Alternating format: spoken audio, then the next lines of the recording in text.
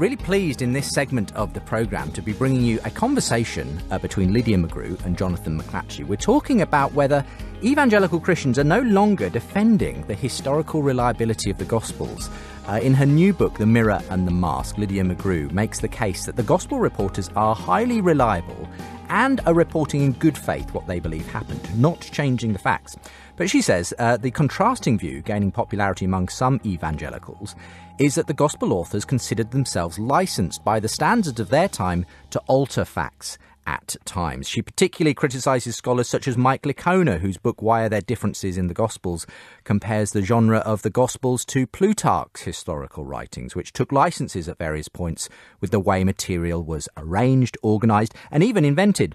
Now, it should be said, for this particular conversation, I don't have an alternative viewpoint with us today. Jonathan, very sympathetic to Lydia's point of view. That's partly because we actually did a debate between Craig Evans and Lydia that covered some of this ground a couple of years ago. And when Mike's book came out, I also had him on for a discussion with Richard Burridge, where Mike's own thesis wasn't challenged. So probably this is setting the stage for, at some point, getting Lydia on with someone like Mike or whoever. But for the moment, we're just going to kind of set the scene here and talk about the book in that way. So, Lydia, welcome along to the programme. Great to have you with us.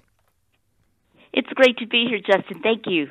And Jonathan, welcome back from your faraway places. I think Boston is now where you're mainly to be found. Yeah, that's right. I currently live in Boston, Massachusetts, where I teach biology at a Christian college called Sattler College.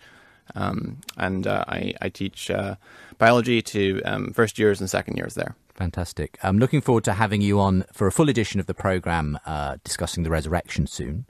But Apologetics Academy is a good place for people to find out more about you and all the apologetics resources that you work on. That's right. And the address for that is apologetics-academy.org. Great stuff. But Lydia, coming back to you first of all, this has been bubbling away for a little time now, and you've kind of taken the time to actually put it out in this book, The Mirror and the Mask. Tell us, firstly, what does the title, which is a rather interesting one, refer to, The Mirror and the Mask? So the mirror or the mask refers to two different ways of looking at the Gospels. If they're a mirror, they give us an accurate picture of Jesus by way of normal processes like testimony. But if the agendas of their individual authors and the changes they decided to make are altering those reports to be contrary to fact, then the Gospels put a mask over Jesus and, to some degree, greater or lesser, obscure the true facts about him. And it's going to be more difficult for us to tell what the true facts are. And where do you see this happening in particular? And what do you think is driving this particular way in which you feel some scholars in this area are deciding to a new understanding, let's say, of how the Gospels were written? Well, I think that there is a lot of weariness with harmonizing the Gospels. Harmonizing involves putting them together if there's an apparent discrepancy, seeing if that can be reconciled. And I think a fair number of evangelicals, especially those who state that they adhere to inerrancy, are coming to feel that harmonizing is problematic or that it doesn't work in quite a number of cases. And this sets up quite a tension if you think there's an irresolvable discrepancy, but you say that you do not want to call it an error. In that context, the claim that these were literary devices that were accepted at the time is very attractive. So someone like Dr. Michael Licona or Craig Evans will talk about what he calls crea. We debated that a year and a half ago or so. They're unbelievable. They will say, so that was just accepted at the time. They were just allowed to change things. And I think that seems attractive to those who want simultaneously to say there are irresolvable discrepancies, but also not to consider them to be errors. So then that's a big difference with me, because I would say if you are not going to call it an error, you might just need to say, I don't know, if you think there's a discrepancy, and just wait it out, wait for something better to come along, and that would be actually less harmful to the reliability of the Gospels than to say that they felt licensed to change things. I mean, I was quite sympathetic towards Michael Lacona's way of doing this. He came on my show. He talked about it with Richard Burridge, as you know, and I felt there is something there in the fact that we have to accept that these were written at a different time and place where different kind of standards applied literarily. So we're not going to expect a kind of newspaper report that we might have today, or biographical standards that might kind of be, the standard in the 20th century or whatever. So, I mean, to what extent do you feel that there is some truth in that, and to what extent does it take it too far as you're concerned, Lydia? Well, I tend to think of there as being a difference of principle, not a difference of degree, between, for example, just leaving out some facts and changing facts. So I think a phrase like, they didn't report always with the same detail that we would expect, for example, that can be a little ambiguous because it makes it sound like they're just leaving things out. Dr. Lacona is very fond of the phrase the guy version and the girl version, and that, they're just hitting the bullet points or something like that. But when you come to actually changing the time when something happened, and, for example, John, say, reporting that Jesus cleansed the temple early in his ministry, and let's say you believe that John is changing that he really only cleansed the temple later in his ministry, that's not just leaving some things out. That's not just narrating ambiguously. And I would call that not just, quote, taking things too far, but actually a kind of a radical difference. So examine. If I can just take that one example. So yes, it's pretty well known that in John's Gospel, a cleansing of the temple happens right at the beginning of Jesus' ministry, and the other three Gospels all have that happening sort of in the Passion time, sort of in the week running up to his crucifixion, and so a lot of scholars say, well, it's the same event, but John has just chosen to kind of put it at the beginning for theological reasons, and they weren't too concerned about where these things happened, chronologically as we are, but it happened, and it does. So your view is, though, that does present a worrying trend if Christians are willing to say, yes, the gospel writers were a license to move events around in that way. Yeah, that's 3.5 years. And I actually examined the claim that there was a literary device at the time of displacement where you would change something, and so that the audience, for example, of the Gospels would have just known that could be happening. Notice that they wouldn't necessarily know that it was happening there. They would just go in there and sort of hold all of that lightly, the way we might if we were watching a movie based on true events. Yeah. We would say, oh, well, they might have moved something by a few years, but I'd have to go look it up on Wikipedia or whatever to find out if they really did. I actually find wanting the evidence for the existence of that kind of norm or genre, and that the Gospels were in that kind of norm or genre. So it's not even just like I'm offended by it. I just don't think the evidence supports that that's how they would have thought of it. That's interesting. Jonathan, be interested in your take on all this. I mean, you've got your ear to the ground when it comes to apologetic circles. Do you find that the kind of way Mike Lacona, Burridge, Craig Evans and so on are doing this kind of analysis of the gospel writings is becoming more and more mainstream in the circles you're moving in? Yeah, absolutely. It's becoming mainstream in apologetic discourse. I can think of, and this is affecting many prominent scholars in evangelical circles. There are examples in the works of Craig Keener, for example, a scholar for whom I have much respect, and I know Lydia does as well, and yet he uses many of these approaches when it comes to gospel differences.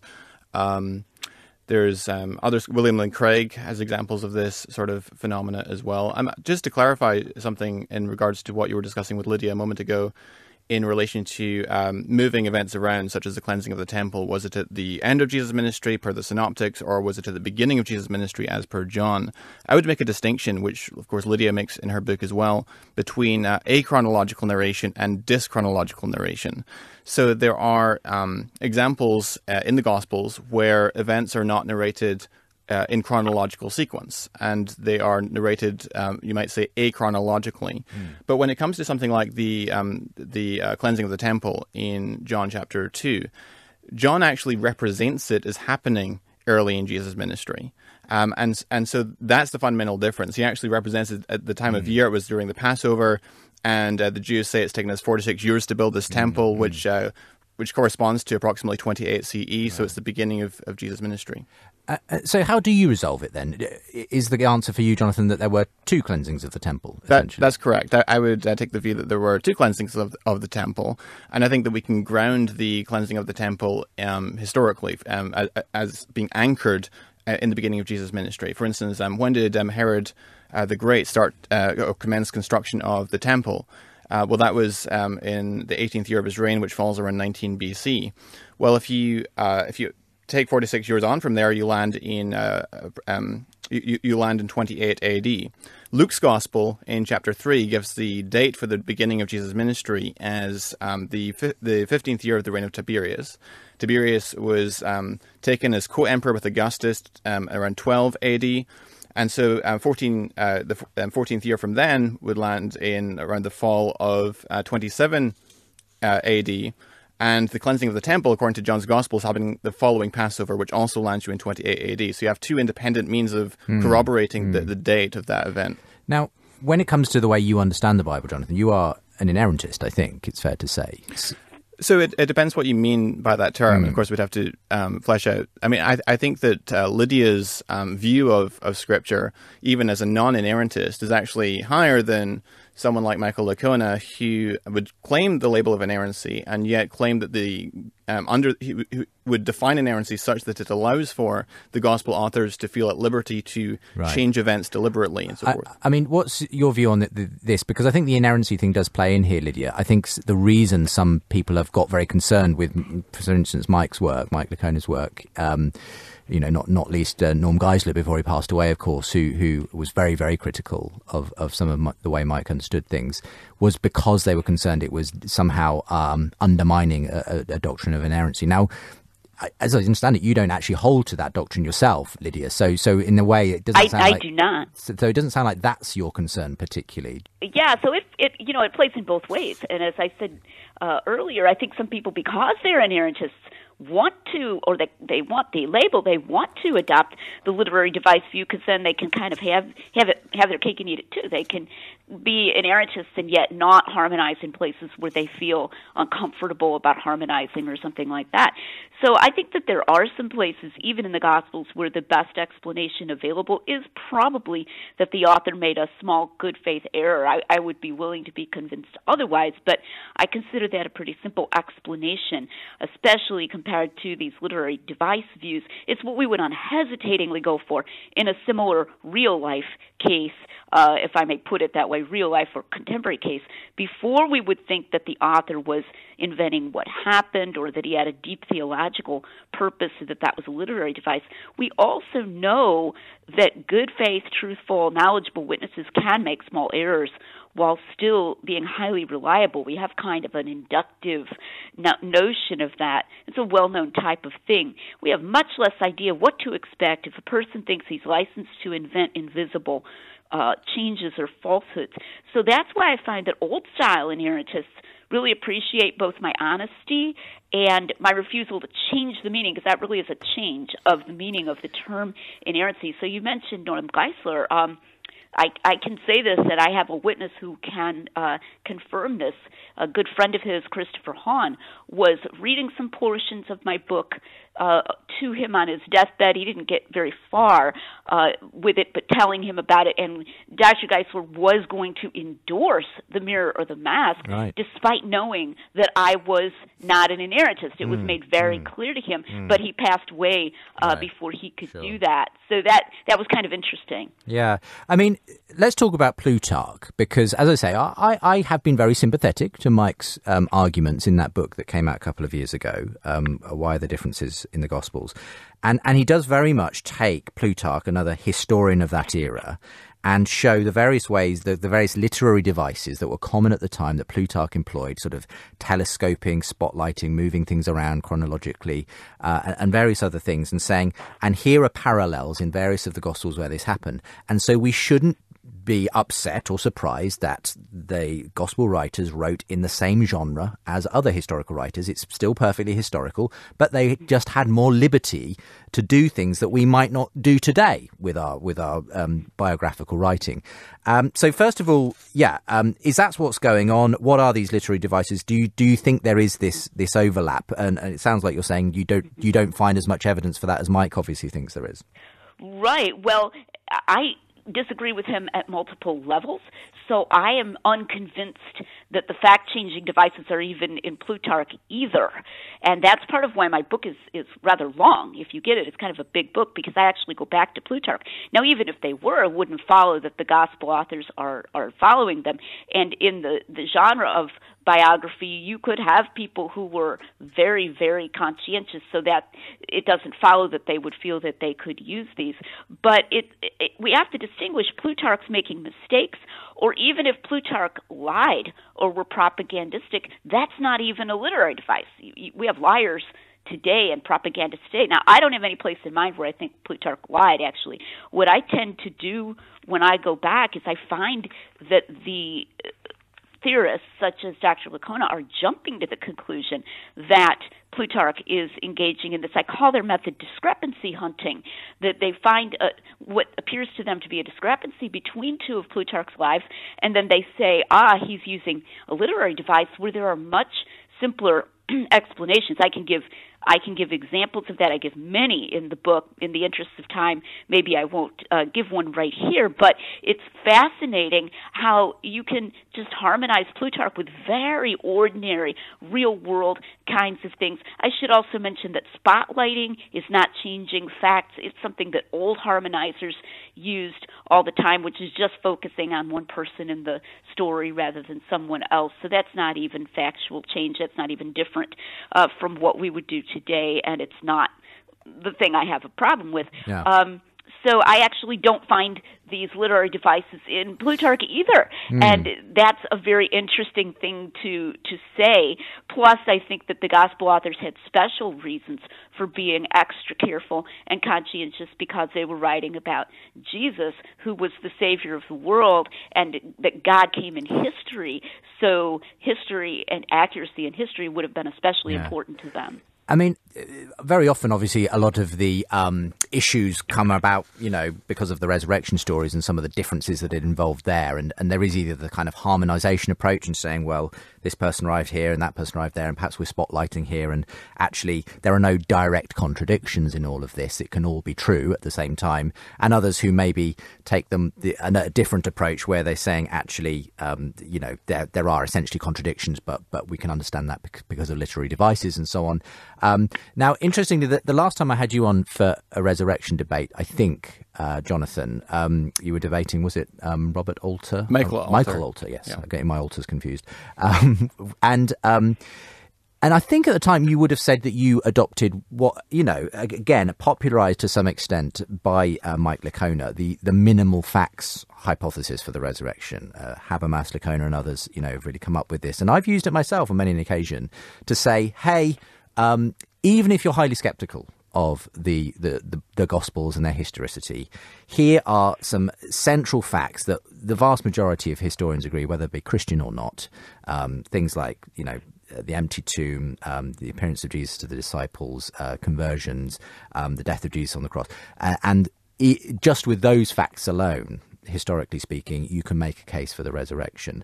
Now, you've actually, I think, come to sort of slightly be more critical, actually, of that approach to defending the resurrection. Do you want to explain why that is, Jonathan? Yeah, so very briefly. So the minimal facts criteria that were coined by Gary Habermas and popularized by Michael Licona et al. Is to say that in order for a fact to qualify as a minimal fact, it must have a high majority. And Gary Habermas says that it has to be accepted by 90-something% of scholars who acknowledge a particular fact. It must have scholars, including skeptics across the theological spectrum, who agree with that fact. And a few of the facts that he claims would qualify under those minimal fact criteria are the fact that Jesus died due to crucifixion, that very soon afterwards Jesus' disciples had experiences that they believed were appearances of the resurrected Christ, and just a few years later, Saul of Tarsus had an experience of what he believed to be a post-resurrection appearance of the risen Jesus. And yes, these are accepted across the theological spectrum by New Testament critics today. However, there are certain scenarios that are consistent with the appearance fact, and yet which I do not think compel belief in the resurrection. For example, a floating, non-speaking Jesus who appears only once, briefly, and speaks only a few words. And these scenarios are, in fact, weak or even disconfirmatory of a bodily resurrection hypothesis. And so if we're not able to say in detail what the experiences were like, it becomes very difficult for us to determine the rationality of the beliefs of the disciples. If we're only going to limit ourselves to the letters of Paul, for example, I don't think that we can say that the resurrection experiences were claimed to be polymodal or multisensory in nature, involving not just sight, but group conversations with Jesus, physical contact with Jesus, eating breakfast with Jesus on the shore of the Sea of Galilee. And according to Acts 1, it was extended across 40 days. So it wasn't just one brief and confusing episode that the disciples experienced. That material is found in the Gospels. In fact, recently I was speaking at the Unbelievable Discussion meetup group, and one of the questions that came up in that discussion was, how can we tell from Paul's letters that his resurrection experience was qualitatively different from that of the other apostles?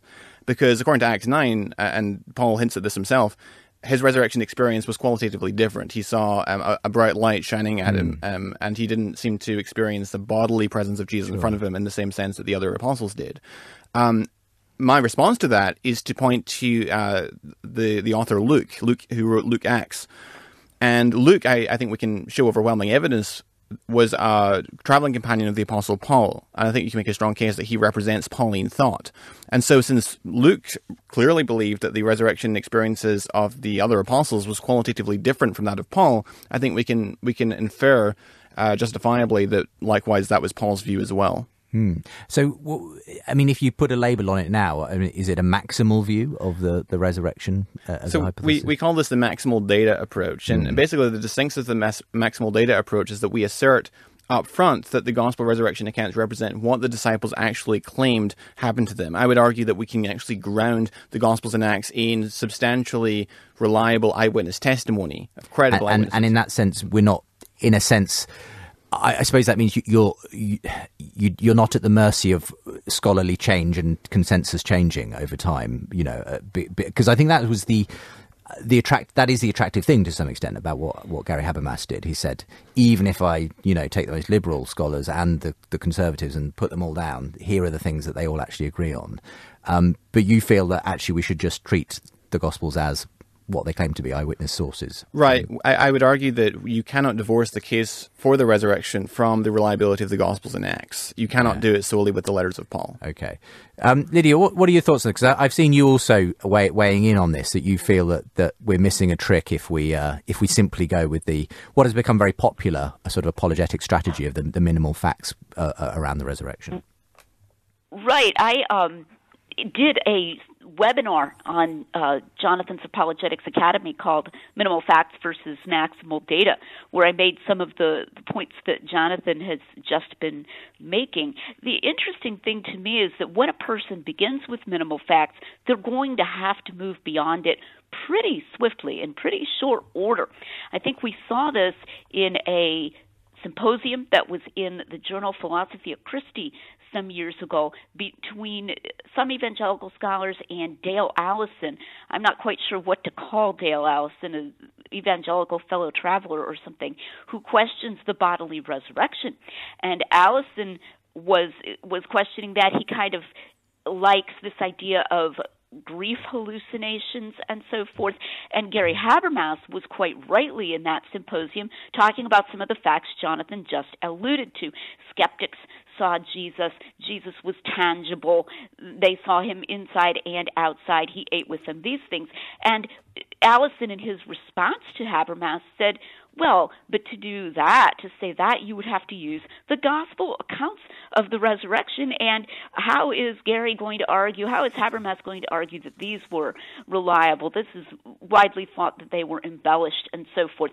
So, and he was right that you would have to argue that they weren't just embellished. So right there in that dialogue, you got beyond minimal facts immediately. So my thought is you're going to have to go there eventually, so you might as well be prepared to go there and say it right up front, because it doesn't really matter whether you start with minimal facts or not. That's not going to take you all the way. I mean, maybe a final question to start to bring this to a close, Lydia. The Mirror or the Mask, as I said, is the new book. And you're responding in many ways to, long-standing Bible scholars, people who have done this for their whole lives and, write papers on it and so on. I don't think that is your background, Lydia. And I suppose the natural question someone might ask is what qualifies you to sort of speak into this and to criticize some of these, well-known scholars in this area? Sure. Well, for one thing, I have my background is in philosophy and probability theory and the theory of knowledge. So I consider that to be quite relevant, because very often what these scholars are doing is what is called applied epistemology, applied theory of knowledge. They're talking about what the evidence shows. They'll explicitly say, this is what we can know from the evidence, that kind of thing. So I consider they're often doing applied epistemology, and they're doing it badly. So one thought would be, what's a complex theory that's too complex?